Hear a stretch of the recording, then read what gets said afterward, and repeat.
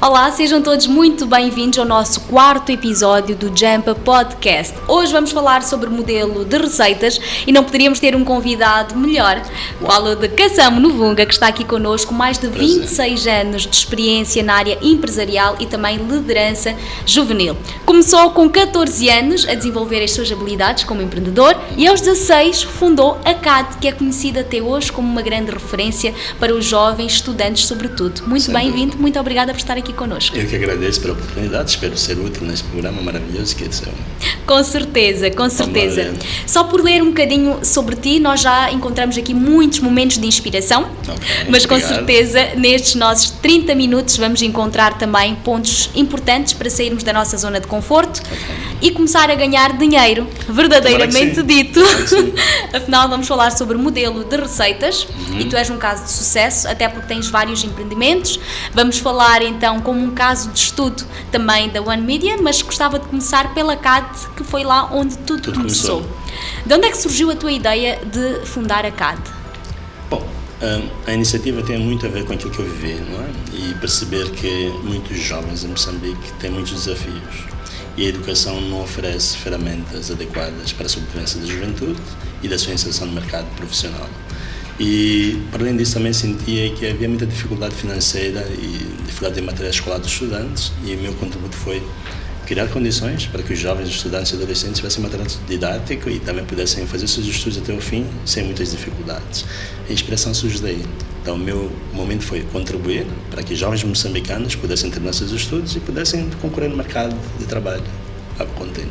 Com 16 anos já estavas assim com a visão muito ampliada? Felizmente sim, porque eu andei um pouco pelo país e percebo que isso significa ser moçambicano e não estar enquadrado no seu próprio país. E isso, para mim, era um desafio que eu queria poder contribuir e ajudar para ver se mais jovens pudessem sair da situação em que estávamos todos.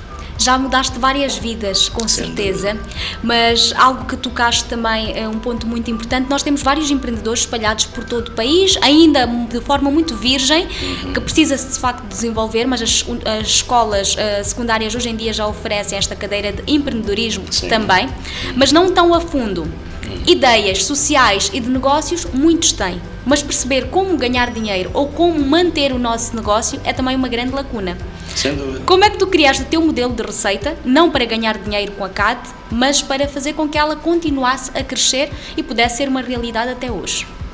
O primeiro pressuposto da vida é tu tens de ser útil em alguma coisa. Se as pessoas perceberem que tu és útil e resolves o problema delas, naturalmente tu passas a ser um elemento-chave na dimensão e na inserção social. E o que nós fizemos foi buscar a solução de um problema social e depois os outros todos envolvidos no processo sentiram que havia um espaço para poderem envolver pessoas e ajudá-las através da CAD. Então a CAD passou a ser uma ferramenta de relação de quem tinha posses e de quem não tinha. O que aconteceu foi que passamos a receber financiamentos para ajudar aqueles que não tinham e passamos a ser o veículo principal de muitos parceiros e muitas empresas e empresários nacionais que passaram a nos usar como veículo de transformação social. E quando é que decides começar a abrir outras empresas e diversificar os teus investimentos? Bom, foi quando eu tive um dos desafios em casa, porque antes de eu ter os apoios financeiros, com 16 anos eu não tinha nenhum apoio, naturalmente. Os apoios começaram a partir dos 20 e alguma coisa, e uma vez eu estava com meu pai, e eu lhe pedi uma coisa, e ele disse que não podia me ajudar.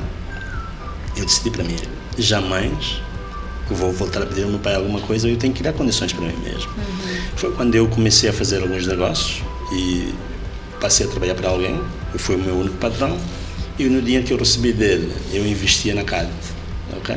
Então a CAD ganhou dimensão, as pessoas passaram a acreditar porque eu estava a investir o meu próprio dinheiro e a partir daí tudo começou a surgir, foi mais fácil. Porque nós fazemos ações, as pessoas percebiam o alcance das ações e os empresários passaram a entrar como parceiros do próprio projeto. Então foi mais ou menos por aí. A credibilidade já estava a ser construída, não é? Principalmente porque não dependia de ninguém. Eles perceberam que nós já tínhamos uma base, investíamos na nossa própria base, e isto é que foi fazer, porque as pessoas acreditassem no projeto. E foi até então, e até hoje estamos sobrevivendo graças a tudo isto. E está aqui um ponto muito importante. Às vezes as pessoas pedem financiamentos, mas nem elas próprias conseguem investir nas suas ideias. Sem dúvida. Olha que depois de tanto fazermos, o que aconteceu foi que, pelo sucesso do trabalho da CAD, que envolvia alguns eventos, O que foi acontecendo foi que vieram instituições até nós a pedir apoio para a organização de alguns eventos. Foi quando nasceu a VED, produtor de eventos, e passamos a produzir eventos para as outras instituições e tivemos que abrir uma empresa. Foi quando nasceu a Focus Media no princípio e produzimos vários eventos para várias empresas, inclusive até a MCL e as outras, e foi crescendo e hoje é a tal One Media, que é a empresa mãe. A One Media também já agrega bastante valor para o mercado e também não só. É uma empresa que nós podemos olhar como um caso de estudo verdadeiramente dito, Sim. pelo que acabaste de também partilhar connosco, todo este teu crescimento e que veio de uma necessidade real, Sim. partindo de ti. Sem dúvida. Percebeste o mercado, percebeste a lacuna que existia, encontraste a solução. Mas como é que nós, de uma forma mais crua, podemos encontrar o nosso modelo de negócio numa empresa parecida com a tua, por exemplo? Bom, o que eu entendo é que qualquer negócio tem que trazer uma solução.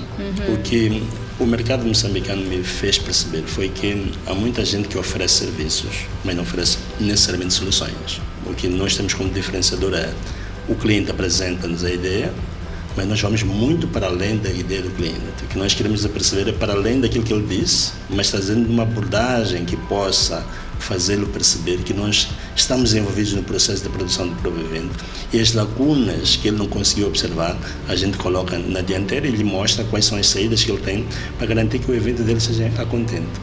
E nós não fazemos todo tipo de eventos, é verdade. Nós pegamos um nicho, que é o nicho de produção executiva de eventos corporativos, e é isto que nós estamos a fazer para garantir que haja uma solução clara de resposta para aqueles são os desafios que o mercado tem. E até hoje tem sido um desafio, uma solução bastante agradável, porque temos clientes que são fiéis até então. Para quem presta serviços, nem sempre é fácil determinar um preço. Sem dúvida. E sem ter o preço, é impossível termos o nosso modelo de receitas. Sem dúvida. Porque não sabemos o que é que vai entrar, o que é que vai ser investido. Como precificar o nosso serviço? Bom, este é um ponto muito interessante, porque nós não temos, por exemplo, preços necessariamente tabelados. Nós damos o preço de acordo com a solução que nós trazemos ao cliente. Então, é mais do que um serviço, é uma ideia. Nós vendemos ideias e vendemos soluções associadas a ideias. Então, o cliente vem às vezes e diz, eu gostaria de fazer um aniversário, por exemplo, não é o caso, ou uma conferência, e a conferência vai ser no sítio X e de 300 pessoas. Então, nós vamos um pouco mais do que isso. Nós perguntamos, quem são os convidados? O que é que eles gostariam de ter, que é para nós desenharmos um conceito que possa responder de fato ao desafio que os próprios participantes do evento têm. Então daí é que surge o preço.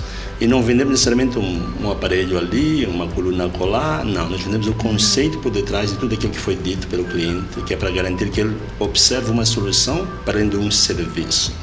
E como é que a One Media gera receitas na prática? Bom, graças a Deus, graças ao custo que nós colocamos ao cliente. E como nós vendemos ideias, os clientes quando vêm para nós não vêm necessariamente comprar um serviço, vêm comprar uma ideia que está associada a um serviço. E nós temos dentro do nosso custo uma média de 30% a 60% como o nosso income de receita, claro. E vocês também já oferecem toda esta questão de logística, o material? Claramente, todo equipamento necessário para o seu evento nós temos, não precisamos de arrendar de nenhum lado, nós garantimos que o cliente tenha uma resposta clara da nossa empresa e isto também dá alguma confiança neles. Por quê? Porque eles não olham para nós como aqueles que ainda vão depender de outrem, o que significa que pode haver uma demora, pode haver falta de seriedade do outro parceiro seu e que quando estão connosco eles têm certeza que o evento vai acontecer a contento. Então o nosso serviço tem sido um sucesso até então, graças a tudo isto. Com isto podemos dizer que vocês têm então vários modelos de receita, tanto com o material que vocês de certa forma alugam para os eventos que vocês prestam os serviços, como simplesmente a prestação de serviço, a produção. Sim. Acreditas que é importante ter esta diversificação dentro da oferta que dás ao mercado? Eu acho que quanto mais independente o empresário e a empresa for, melhor é para o mercado, porque ela tem capacidade de dar uma resposta e adequar as soluções ao cliente sem depender e sem interferências de outras instituições. O que significa que o cliente, quando olha para si, tem as soluções e tem confiança e credibilidade na empresa, coisa que poucas empresas em Moçambique têm. E graças a esta perspectiva que nós observamos, nós garantimos que os nossos clientes olham para nós com a certeza de que lá terá uma solução. Eu vou lhe dar um exemplo, fizemos um evento há dias, e o cliente na última hora queria uma solução imediata, eram 0 horas, nós temos que criar condições de resposta naquele instante, sem depender de outras empresas, o que garante que essas empresas sentem que é uma solução imediata quando confiam em nós. E como é que descobriste que este modelo de negócio era um sucesso, que o público iria pagar por isso e conseguias tirar o teu lucro e continuar a escalar? Porque muitas vezes, por exemplo, no norte do país, no centro, tu fazes um aluguel do equipamento, simplesmente não vem. Ou se vem tarde. E compromete toda uma dinâmica de trabalho. Eu percebi que quanto mais independente eu for, melhor para mim e para o meu cliente. Isso garante-me que todos os dias que puder, estamos a investir em equipamentos e em soluções para garantir que o nosso cliente não dependa de outrem, mas de nós mesmos. Nesta questão dos preços, que também é bastante sensível, muitas vezes os empreendedores, sobretudo os microempreendedores, sentem receio, vergonha, medo de dizer o seu preço. Sim. Como é que nós podemos ultrapassar esta dificuldade inicial? Bom, o que eu entendo aqui, nós nunca colocamos o preço como a base da relação. A base da relação é a solução, é a ideia. O cliente tem que comprar a ideia para depois avaliar o preço. Porque se colocas o preço em advance, significa então que tu não tens valor na produção criativa. Tu tens valor na venda de um bem. E nós já vendemos bens. Nós associamos o bem à nossa ideia. Este aqui é o segredo-chave. Se o cliente compra a ideia, dificilmente ele sai. Mas se ele compra o bem, ele pode trocar por qualquer outro fornecedor de serviço. E nós não vendemos bem, nós vendemos ideias. E as ideias associam-se aos bens. E essa é a determinação para o nosso preço. E o nosso preço nunca tem um valor baixo ou alto, tem o valor da nossa ideia. E como é que nós fazemos o cliente esperar até comprar a ideia? Porque muitas vezes quando a empresa é nova, não falando da OnMedia, por exemplo, mas de um pequeno empreendedor, como os que estão a acompanhar o nosso podcast, que tem uma ideia, tem várias ideias na verdade, mas para apresentar a alguém, sendo que não tem nome, não tem referências, a pessoa logo começa, quanto é que isto custa? Sim. Como fazê-lo esperar até a parte em que o preço não é a questão? O que nós temos que saber é que as ideias não podem ser só ideias. As ideias só têm valor quando elas respondem à expectativa de quem quer a ideia. Então temos que olhar quem é o necessitado daquela ideia. E aí é onde vamos vender. Porque muitas vezes acontece que muitos jovens têm boas ideias, mas vendem as pessoas erradas. Então temos que identificar a nossa ideia responde a quem. E até que ponto aquela ideia tem a solução-chave de resposta do indivíduo pelo qual nós vamos ter. Por isso é que nós dizemos assim, se o cliente vende connosco, a gente observa, ouve o que ele diz, mas nós vamos vender o que ele está pedindo. Vamos vender a ideia por detrás do que ele está pedindo, que é para o preço não ser a base da minha negociação com ele. Outro ponto também muito importante dentro dos negócios, até porque nós neste podcast tentamos abordar vários pontos, é a utilização de boa mão de obra. Garantir uma equipe coesa, sim, porque o trabalho nunca é feito sozinho. Sim. Como é que tu ultrapassaste também esta barreira de trabalhar sozinho? Muitas vezes os empreendedores começam assim.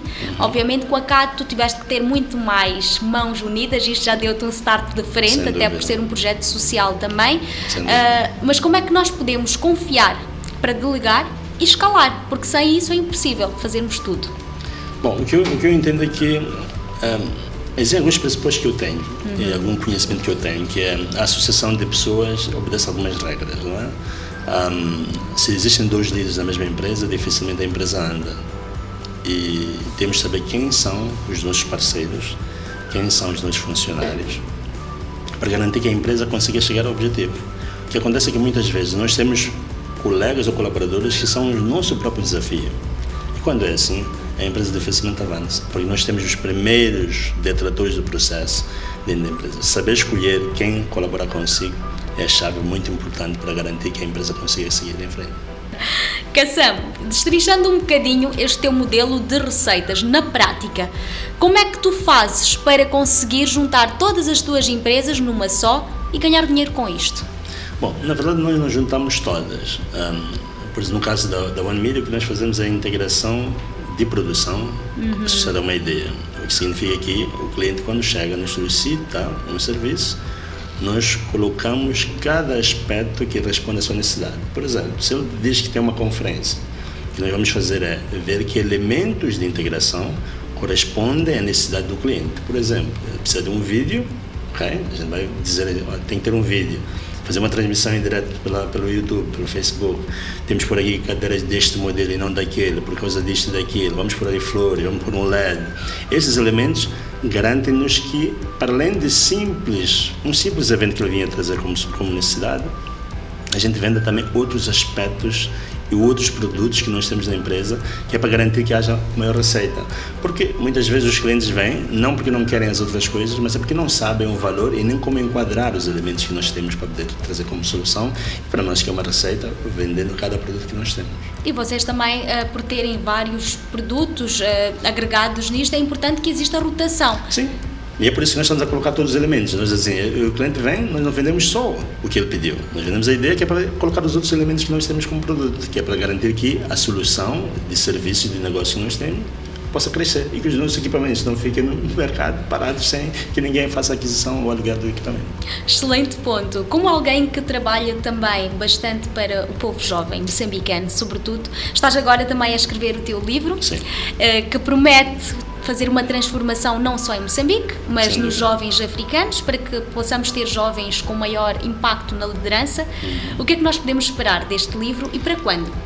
Bom, em princípio, até o princípio do próximo ano. O que acontece é que há muitos pressupostos naquilo que pode ser uma iniciativa juvenil para abrir uma empresa, para ser líder. E muitas pessoas acham que é desafiante e difícil, ou quase impossível. Há elementos sociais, africanos ou não, que é preciso serem destrinchados e trazer à tona das pessoas de que, afinal de contas, aquilo que é desafio não é absolutamente nada. É preciso quebrar alguns paradigmas, mas também é preciso respeitar algum nível de conhecimento ancestral, que é para garantir que haja um equilíbrio naquilo que tu és hoje, sem esquecer da sua origem inicial. Como alguém que já está no mercado há bastante tempo, falo de 26 anos, como disse logo no início da nossa entrevista, qual é que é a maior evolução que presenciaste nestes 26 anos do empreendedorismo juvenil? Como empresário? Como empresário e como alguém que também está na liderança juvenil moçambicana. O que eu percebo é que há mais jovens empreendedores. Há cada vez mais jovens que abrem empresas, cada vez mais jovens que têm capacidade de poder liderar. Eu, inclusive, escrevi um artigo há dias a dizer que os jovens precisam de levar a sério este país e tomar a dianteira. Nós temos que governar, participar na governação do país, porque, na verdade, quem vai dirigir este país nos próximos anos somos todos nós. Então, eu acredito que a maior evolução é perceber que o governo tem dado dar espaço para que os jovens abram empresas e há algum carinho, de alguma forma, para que este incentivo continue. Qual é que é o teu maior sonho para os jovens moçambicanos? Independentes. Eu olho para a juventude moçambicana como aquela que é independente, é dona do processo de desenvolvimento deste país, no sentido de que não gostaria que os projetos de investimento fossem liderados só por estrangeiros. Eu quero ver moçambicanos lá, eu quero ver líderes moçambicanos lá, eu quero ver empreendedores e empresas moçambicanas a tomarem a dianteira nos processos de desenvolvimento e evolução deste país. E como é que nós faríamos isso? É que vai me deixar satisfeito. Não percebi? Como é que nós faríamos para que isto fosse uma realidade? Infelizmente temos uma educação bastante fragilizada. É preciso investir seriamente na educação, mudar todo um conceito de preparação juvenil, que não pode ser só por teoria, tem que ser por prática, e trazer um sistema de educação que responde a desafios e necessidades sociais da nação. Eu costumo dizer assim, se a educação não consegue responder aos desafios da sua necessidade cotidiana, ela não serve. Você tem que ser educado para poder responder o seu desafio diário. De outra forma, é uma história, é um conto. E perder tempo na escola com contos não aumenta nenhum conto. E como é que nós faríamos na prática para melhorar a nossa situação na educação? Trazendo soluções concretas. Por exemplo, nós estamos a dizer que Moçambique tem jazios de gás à torta direita. Quantos moçambicanos estão a ser formados para responder às necessidades concretas dos investimentos nesses setores? Poucos. Por exemplo, quantos serralheiros nós temos com capacidade de fazer soldaduras em alto mar? Quase que nenhum. Poucos estão a ser formados agora na Malásia, alguns já chegaram, mas até que ponto estamos a olhar para isto daqui a 20, 30, 40 anos, para garantir que estes jovens, que hoje saem do ensino geral, que não saem simplesmente como alguém que sabe ler e escrever, mas tem uma ação prática no mercado de trabalho deste país. Não se pode fazer uma formação só com teoria, temos que ir à prática. O que é que ele sabe quando desce para a segunda classe? Quase nada. É por isso que nós temos o Jump, a podcast, e temos também este projeto que, de facto, muda completamente esta visão também. Dar as ferramentas práticas muda completamente as histórias. Sim. E é preciso também que a educação mostre para onde é que o país está a ir. Se nós soubermos qual é a dimensão e o raio de crescimento deste país, facilmente nós jovens, ou os jovens, saberão que formação é mais adequada para responder aqui que vão ser os desafios de empregabilidade, de desenvolvimento e de investimento na nação. E nós não sabemos para onde é que nós vamos, precisamos saber. Muito obrigada, Kassam. Foi uma entrevista muito interessante. Gostava que deixasses também, para terminarmos aqui o nosso podcast, um conselho para os jovens moçambicanos. Os desafios existem, mas a maior solução que nós temos é trazer o diferencial da necessidade que o mercado tem. Com certeza que, se fores diferente e trazer aquilo que é a solução de necessidade, terás o seu caminho completamente de sucesso. Desejo mesmo para ti um caminho Obrigado. Com muito sucesso. Continues aqui a representar Moçambique além fronteiras e a fazer com que a educação seja uma realidade melhor para todos. Muito obrigado. Obrigada. Obrigada a vocês também que acompanharam o nosso 4º podcast. Fiquem ligados à página da Cowork Lab, que vamos sempre atualizando sobre o nosso projeto Jumpa.